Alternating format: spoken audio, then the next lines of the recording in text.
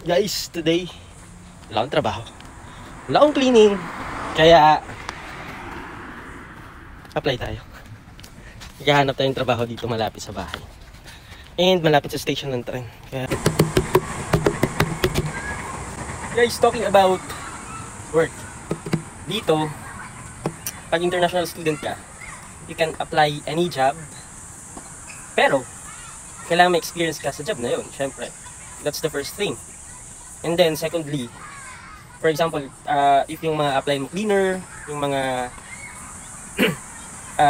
kitchen stuff, bigyan ka nila ng trial para makita nila, kumbaga pa training, just for 1 day or just for 2 to 3 hours na trial dun sa kitchen or dun sa kanilang hotel or sa office or sa bahay na lilinisan. And then secondly, you can wear anything.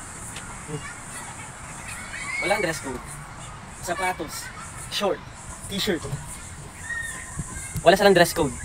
Ang dadalhin mo lang, mukha mo, and syempre, resume mo. Yan lang. Walang masyadong ano dito. Hindi sila mahigpit sa pagtatanggap ng mga applicants. Hindi katulad sa atin na kailangan naka-formal attire ka, or naka-polo, or ano to?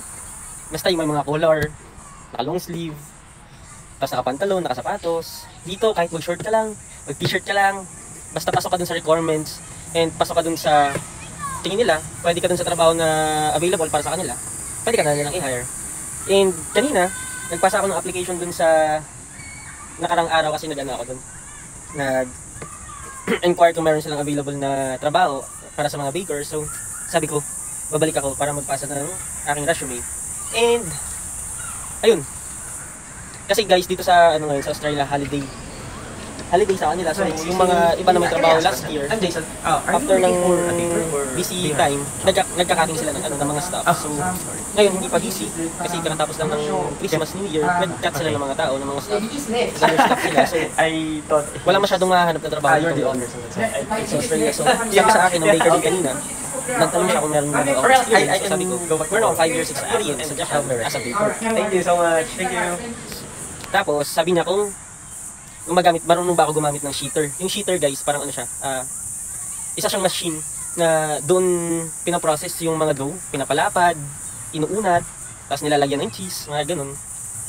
So sabi ko meron. So sabi niya, after 2 to 3 weeks daw, tatawagan niya ako. Kasi start na ng busy time, gawa nga ng pa-February na.